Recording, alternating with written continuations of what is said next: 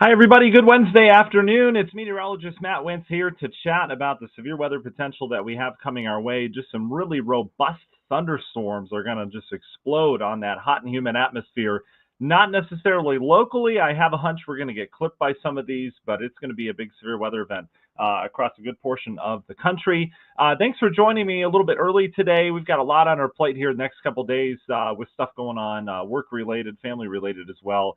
Plus, I didn't want this information to get outdated. I don't want to show you 2, 3, 4 o'clock data at 8 o'clock at night. It just doesn't make sense, right? And so let's get you the data. If you are watching this later on in the evening, that's okay too. This information isn't going to be outdated. Just make sure you're watching this broadcast on our Facebook page on a Wednesday. All right, don't watch this on Thursday and think that this is what's happening right now, because that's not the case. All right.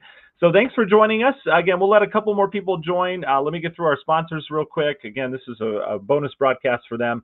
If you've got any AC-related needs whatsoever, maybe you need a tune-up or you're thinking about getting a new AC or your system's just on the fritz, call Earl's Heating and Air. They are the most trusted team serving the Cherville area. They serve all of Lake and Porter County. earlsheating.com, the place to go for there. Publicserviceadjusting.com is the place to go for insurance claims. If you have a claim on your property or anywhere related to anything inside the house or outside the house, don't go to your insurance company first. Go to publicserviceadjusting.com. They'll take your claim. They'll come take pictures, do everything. They'll submit the package to your insurance company, and they'll deal all the go-between between you two. And they do great work. They'll get you more money than your insurance company would get you. Publicserviceadjusting.com. If you need a new roof, or maybe you just need new gutters, maybe the water's not flowing where it should, or you need some siding or new windows, all great needs, right? We need to take care of our houses.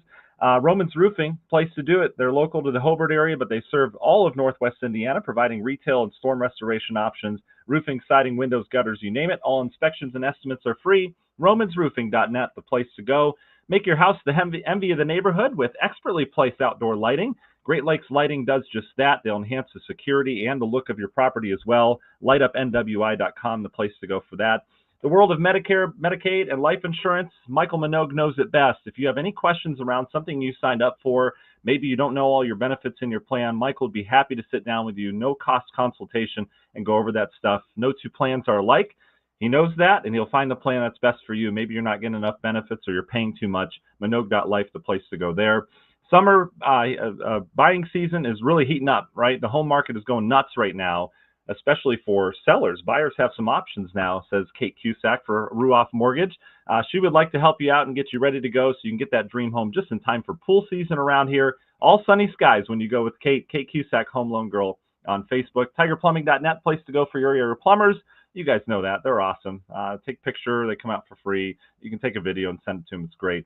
TigerPlumbing.net. FBIBuildings.com. If you need a new pole barn constructed, commercial or residential, they've done over 20,000 of them in the Midwest. They do amazing work, especially some of these new commercial properties. FBIBuildings.com. TNT Tree Service. The website is TT Tree Service, 3Ts.com. They serve Northwest Indiana with integrity, and they're professionals, and they do just an amazing job at removing tough trees that fall during storms. And they also, if you have a tree that's just on the fritz as well, they'll take care of that for you. TTTreeservice.com. Finally, last but not least, Grieger's Chrysler Jeep Ram in Valparaiso. We thank them. They are now over 3 years of being a sponsor of Region Weather. They were our first with Tiger Plumbing. How about that? So we appreciate their support, so make sure you support them if you could. All right. I think we've got more people that have joined, so we got through that. Let's see. All right, let's get to some of your hellos here. We've got Darlene with us on our YouTube channel. Hi, Darlene. Rob Gina is with us. Good afternoon to you. Debbie's with us. It has been a good day, Debbie. I'll tell you, I've been sick. Our whole family's sick again. My son had sore throat and he's got respiratory issues, so he's been out of school. And then another one of our boys has the same thing, and then I actually got it. Usually the kids just get it, and the adults don't. That seems to be how it works. But I've had this awful sore throat last couple days. But ibuprofen works miracles. It's helped me through the morning shows this week. I get home, I'm a different person than what you see on TV.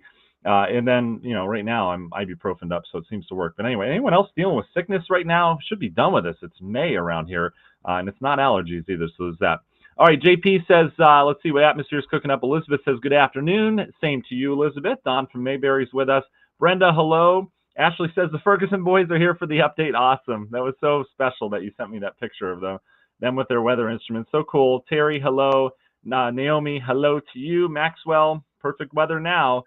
Okay, and Elizabeth says your daughter was super sick too. Finally better today. Yeah, it's weird to be going around this time of year. All right, I think we've got enough people on chat now. I don't want anyone to miss the information. So let's kind of dive into what we're dealing with. Some pop-up downpours around the area today. The sky is really pretty right now. You can see the cumulonimbus clouds with the downpours, and then you have sunshine behind that. This is a true kind of Floridian pattern that we're in today. This is the last day for this pattern. This is that area of low pressure that came out of the Gulf, and it came north, and it brought this envelope of humidity with it. That's why it's a little sticky outside. It has been the last couple of days. So basically, it's displaced that Gulf air and put it over northwest Indiana. And so as a result, as you'd expect in Florida, it heats up, the sun comes out, it heats things up, the clouds bubble up, you get some scattered downpours. That's our pattern today. There is no severe threat today whatsoever. The atmosphere, these things rain themselves out. They go up in the sky, the rain falls, that downdraft just kind of depletes the whole updraft situation. So we're not going to be dealing with this much longer. But a few little downpours down areas of southern Porter County, and then LaPorte County seen on and off downpours. That's really where the center of the low appears to be, right there. You can see storms kind of going, not storms, but downpours going different directions there. So this is outbound. I'm not worried about this too much longer. And you can see this low kind of falling apart. Attention then shifts out towards the west. You can see kind of a vigorous system heading through the Rockies. They have some really cold air on the back side of this with heavy mountain snow. The Wasatch, Salt Lake City's on the cold side, areas of Idaho, western Montana. It's cold out there for this time of year. Been kind of rotten out in the Pacific Northwest as well. Well, this low's coming our way. And remember all that humidity I talked about that came north with that low out of the Gulf of Mexico, or America, whatever you say, the Gulf, I will call it. I'm not going to get into that. Anyway, that low pressure has brought all that humidity, and now we've got this cold front and this powerful storm system out towards the west that is going to punch into this humidity, and we're going to see, and we're already seeing, but we're going to see explosive thunderstorms tonight in the Dakotas. You can see some of them getting going. This is where that cold air meets the warmth and humidity.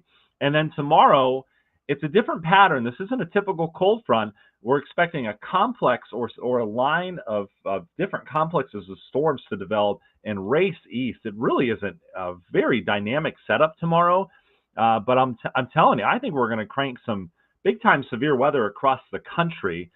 I'll tell you about our predictions for here, but you see what we're dealing with today? That's where your severe weather threat is. It's all west, right? And then tomorrow, you've probably seen this on social media.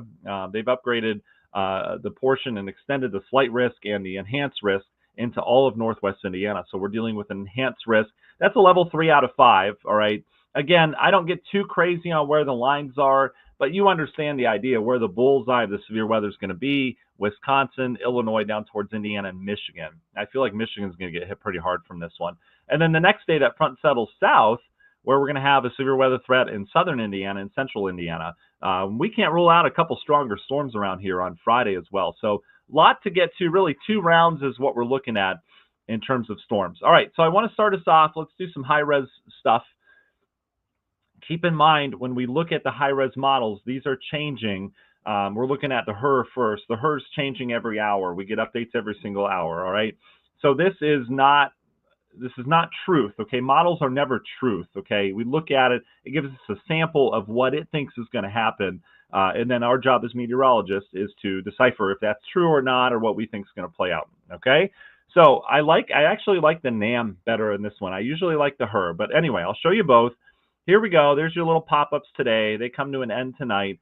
And notice how we've got this big complex of storms off towards the north with the low pressure, okay? This is tomorrow midday, all right? Everything's fine. We've got a strong south wind that's developed. And what we're going to watch is this morning activity. You can see the frontal boundary here. See how those arrows shift with the wind there? You get strong westerly flow and then southeasterly flow. Tremendous shear in here. That's where the front is. But there's also tremendous lift in the atmosphere because all that air is piling up. You have a southeast wind coming into a westerly wind. Well, they can't go through each other. They can't go into the ground, so they clash together and they go up. And that's where your lift comes from tomorrow. Lift is needed to support severe weather, right, and to produce thunderstorms. You need to lift that air somehow. Hot air doesn't just do it. The other thing we'll have in place, there's going to be a decent cap in place. You guys have probably heard that before as well. We explained that a couple weeks ago, why we didn't get thunderstorms during one event. But what a cap is, it's basically a lid on the atmosphere. You get a little sliver of warm air aloft. Remember, the air needs to get colder as it gets higher in the sky to continue to rise and condense. Remember, warm air rises. So as long as that air is colder above it, that warm air is going to continue to rise. Well, if you have a little sliver of warm air up in the sky, that warm air is rising through colder air, but then it hits that warm air and it doesn't do anything. It kind of puts a lid on that storm where it doesn't get any higher. And so there's going to be a cap in place, which is very common for setups like this. And the way you get through that cap is by having an area of tremendous lift. Okay, if you can punch through that cap and get back into the cold air up above it, then that storm is free to do whatever it wants again, right? So if you can have lift through that, you can have weaknesses in that cap up above us. So there's some areas where the air is not quite as warm, or maybe there's no cap at all in spots, and a storm can get going in that. It's really fascinating stuff. And a lot of people think that, like, just tell me, weatherman, if it's going to rain or not. That's all going on up above us, and it gets even more complicated than that. So there's a lot more that goes into storm forecasting, and that's why it's not an exact science, right? We're still challenged by trying to predict the future of storms. All that said, there's going to be a cap in place tomorrow. I don't think we're going to have a problem breaking it areas to our west as this gets going, okay? So here's the setup. You've got the storms that are going. This is midday tomorrow. And watch how that line heads out towards the east. We have a lot of heating tomorrow. We're going to get up in the 80s, and we're going to see a powerhouse line of storms. These would all likely be supercells with the amount of shear here and the amount of push behind it. This is a dangerous setup in my mind tomorrow for supercell thunderstorms, and that would be initiating in Minnesota and Wisconsin. Okay, that's going to be your bullseye. The question is, this is now tomorrow early afternoon. The question is, how far south does this line build? The most forcing's up here, so the most pop to get it through that cap is to the north, but we have a pretty good amount of lift here as well. So you can see the HRRR explodes thunderstorms super fast, and this is tomorrow getting into the later afternoon, eventually heading into the evening here. And notice how it explodes these storms, but they're going to be in and out. I mean, they're going to, wherever these storms develop, they're going to pop real fast. We'll likely have some large damaging hail where they pop, damaging winds. Can't rule out tornadoes where they pop as well, but they're going to be out of here real fast. This wind energy with this system is probably going to be pushing these things 60 plus miles per hour out towards the east. All right, so the HRRR develops them over us late afternoon. That's like around evening rush hour. And then it develops maybe a couple more here on the southern fringe. We would have to watch those if that were to come true. And then everything's out towards the east already. That's it. That's it with this system. A real quick hit of potential explosive thunderstorms that could be really nasty when they go through, but they'd be quick. They probably wouldn't last any longer than 30 minutes to 45 minutes, and then they'd be out of here. But the thinking is, if they explode in that atmosphere, if they get through that cap and just go gangbusters, we're certainly going to have some rough weather across areas of the Midwest. And then it's out of here, and then we get another round of some storms that would develop here. Friday afternoon, the big action should be down to the south, but I couldn't rule out a couple of these being strong to severe as well, because it's going to be another warm day. All right. The other thing we have going for us, the dew points. Okay, here's how muggy it is when you get in these deeper shades of blue into the purple. That's where you have the real muggy stuff. And you can see we're kind of humid right now. Tomorrow that humidity builds, and then this front right here is going to gather this thick humidity and bring it in. So that humidity is really going to ramp up, and you're going to feel it by tomorrow afternoon. You're going to say, man, is it thick outside. We already discussed in this morning's post that temperatures are going to be in the upper 80s tomorrow. Combined with that thick humidity, we've got heat index that's going to be probably in the low 90s tomorrow at times. It's going to be a hot afternoon, hottest of the year so far. And all that fuel and all that humidity is going to go towards the potential to produce some really robust, true summertime thunderstorms, or late spring. I mean, I guess we're due for that. And then you can see that humidity gets kicked off towards the east. We're much drier on Friday. The result of this dry weather on Friday, very dry air, will have very dry relative humidities. We mentioned this earlier in the week as well. There's a fire danger. So if you have any open burning or anything planned for Friday, I wouldn't do it, because there's going to be some wind gusts around. We're going to have very dry relative humidity. So despite the fact we get rain from these thunderstorms, it's still going to be able to spread wildfire pretty quick. So we don't want to do that. So keep that in mind for Friday. And then we dry out this weekend. We bring in a pattern change. Okay. A couple other things going for us that I'll show you here. There's going to be plenty of instability. We'll show that with, let's go to this. We'll go to the CAPE and the shear product combined. Here's your instability coming in. You see how it peaks right over areas of Wisconsin into our area as well with some pretty high Cape values. I mean, just off the charts for this time of year. It can get that unstable. That's atmospheric energy. But man, this is more of a July or August type instability with anywhere from 4,000 to 4,500 joules per kilogram squared with that. All right, big number. Okay, and then that pushes out, and then you can see how the instability tries to start building back on Friday. Most of it down to the south, though. Significant tornado parameter, that's another one that we look at. This tells us, it's a big algorithm. It tells us what the potential is that storms are going to rotate and produce significant tornadoes. And unfortunately, you can see that little peak there. There is a potential for some, and I'm not saying we're going to see this, but there's a potential if these storms get going that we could have a couple tornadoes with them, and some of them could be on the stronger side. So we're talking EF2 or greater. Certainly a possibility. And I don't say that to scare people. Remember, I'm just talking about what the atmosphere is capable of, okay? We know what that setup is capable of on certain days. Do we know if it's going to happen exactly or not, or what time? That still needs sorted out, all right? And we'll see. There is a scenario where this whole thing gets by us. Let me show you a couple more things. Here's your lightning. These things would be prolific lightning producers, but again, they'd be quick. And then echo tops. This shows how high the clouds get. These are going to be true thunderstorms where we're talking 40 to 50,000 foot high tops if they can break through that cap, which I do think they will. All right. Anyway, there is a scenario tomorrow where we get out of this unscathed, where the storms develop just north of us, maybe just south of us, and we don't see anything. All right. Wouldn't that be so Northwest Indiana? And I think we'd all be okay with that. But that could happen tomorrow. Again, it just depends on how these pop and where they go. And if they pop over us and maybe they're not organized yet because they will be developing pretty close to us, maybe they develop into a line east of us, okay? They may not develop fully into a line before they reach us. However, I told you earlier in the broadcast, I like the NAM best. I like the way it looks now, and I like the way it kind of develops this line tomorrow. So I'll show you this real quick. There's your storms developing off towards the north. The NAM develops that line further south. So this would bring those storms through a little bit later on the NAM as well, not too much later. We're still talking late evening, but this would be like 6 o'clock in the evening, and then they'd head on out.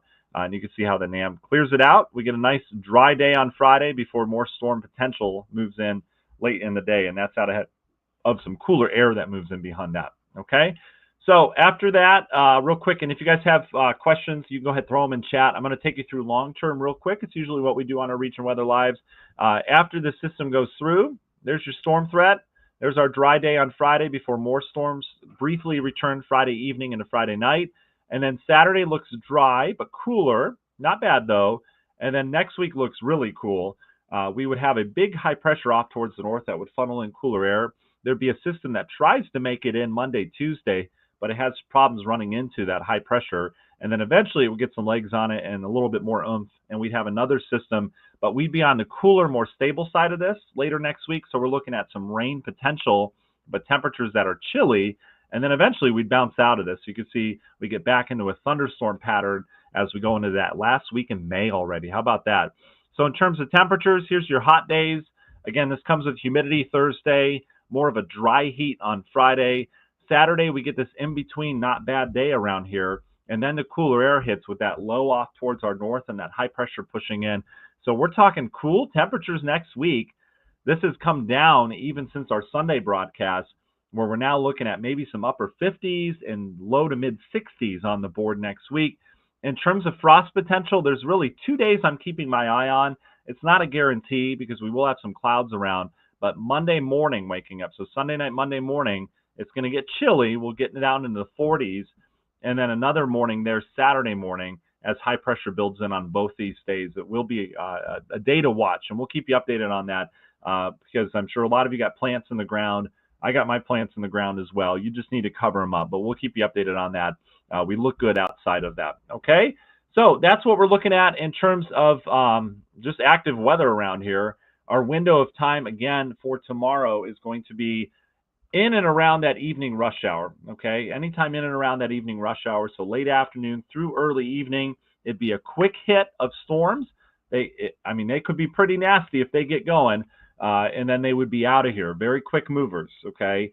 So a very brief window of severe weather tomorrow, depending on when they develop. But again, evening rush hour, somewhere around there is kind of what I'm eyeing as of right now, okay? So let's get to your comments here, and then we'll get you on your way here tonight. Um, yeah, Ken, that's interesting. Ken says, I really don't think we're going to get anything. Maybe a sprinkle out here in DeMont area. Yeah, I mean, Ken, there's certainly a chance that that could happen tomorrow.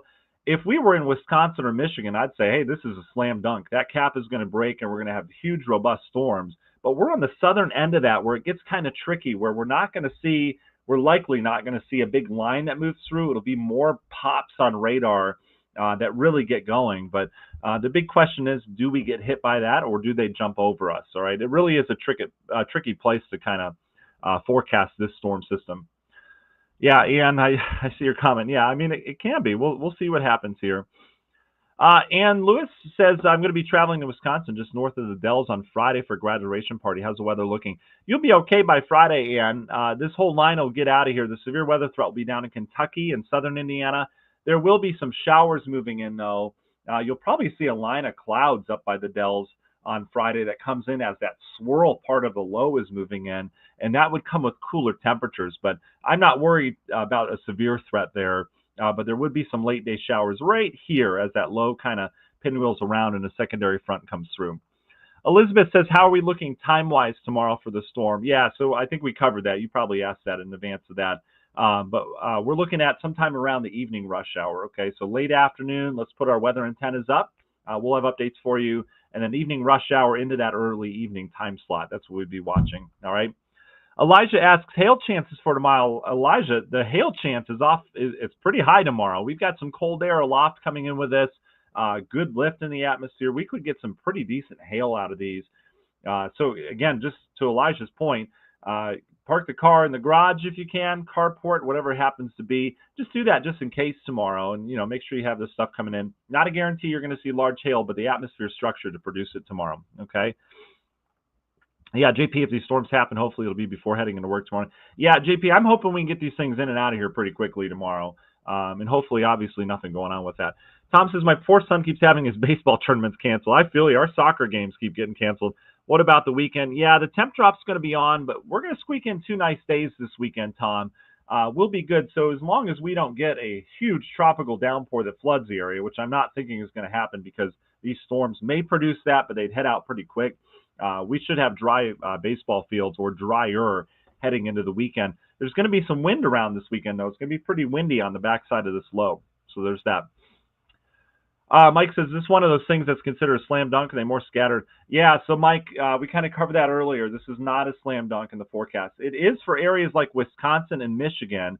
Further north you get, that's where the lift is even stronger. But once you get here to northwest Indiana, I'll kind of freeze frame this here.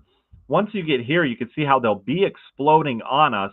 The big question is, how far south do they explode? I could see a scenario where they just develop here out over the lake, and we're dealing with this nasty storm on the lake, and that's it. And then they develop out east towards South Bend. But you can see this is one example. The HRRR has it developing over us. Kind of hit or miss. There would be maybe a secondary around there. The NAM develops a little bit further south. So that threat is certainly there. And I do have a feeling, I always have gut feelings on this. I do feel like we get hit with storms tomorrow. I think this line will develop far enough south, but there is a scenario where the whole thing misses us. And again, it's a complicated forecast for us because we're on the southern end of it. It's not complicated for Wisconsin, Michigan. They're going to have some nasty storms that roll through. And again, these are going to be fast movers moving through. Okay. Michael, so for Hammond, percentage-wise, that's an interesting question.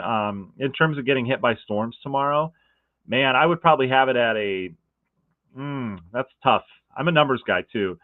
I would probably put it at a 63% that Hammond gets hit by a storm tomorrow.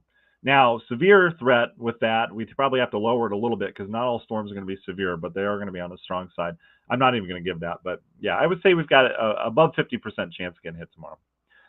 Let's see. Rachel says, when is that they're supposed to hit around Knox? Yeah, so we're thinking evening rush hour, anytime, Rachel, between late afternoon and probably early evening. I'm hoping this line can develop quicker. The NAM's a little slower with it.